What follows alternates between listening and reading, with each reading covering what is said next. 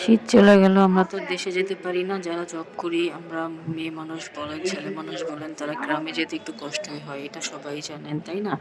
তো সে গ্রামে না গেলে পিঠা খাওয়াটা অনেক কষ্টকর হয়ে যায়। কারণ শহরের বাড়ি এমনিতে গ্যাস থাকে না, তারপর মানুষ রান্না করে খেতে পারে না, তার মধ্যে আবার আমরা দেখেন পিঠা বানাচ্ছি। তো হচ্ছে গ্রামে যেহেতু যেতে পারিনি, পিঠা তো খেতেই হবে, কিছু করার নাই। তারপরও ছিল ছুটির দিন, আমি ঘুমোচ্ছিলাম। বিকেলবেলা সকাল ডিউটি করে গেছি, আমি ঘুমোচ্ছি, আমি বলতে পারি না। আমার মা ভিডিও করছে আর হচ্ছে পিঠা বানাচ্ছে, কারণ জানে আমি ভিডিও দিলে খুশি হই। তো হচ্ছে দেখেন কি সুন্দর করে সে আবার আরেকটু কারিকার্য করছে যে এটার মধ্যে আটা দিয়ে ফেলছিল। তো দুধের স্বাদ কে আর ঘোলে মিটে বলেন। তো দেখেন পিঠাটা বানিয়ে ফেলছে, কি সুন্দর করে উঠছিল। গ্যাস ছিল মাশাল্লাহ, ভালো গ্যাস ছিল। তো গ্রামের বাড়ির মতোই আমি একটা খাজ কিনেছিলাম। এটা এই খাজে মাশাল্লাহ ভালো পিঠা হয়।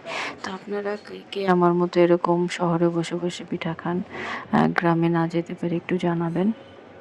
কিছু করার নাই। তারপর হচ্ছে এই যে দেখেন, একটা সময় আমার মা যে গ্রামে একটা বাড়িতে বেড়াতে গিয়েছিল, সেখান থেকে ভিডিও করে নিয়ে আসছে কতগুলো হাঁস পালে। আবার ইদানিং কেন জানি হাঁস মুরগি পালনের প্রতি খুব আকর্ষণ হয়ে গেছে। আমার খুব ইচ্ছে করে যে আমি হাঁস মুরগি পালবো, ভালো লাগে।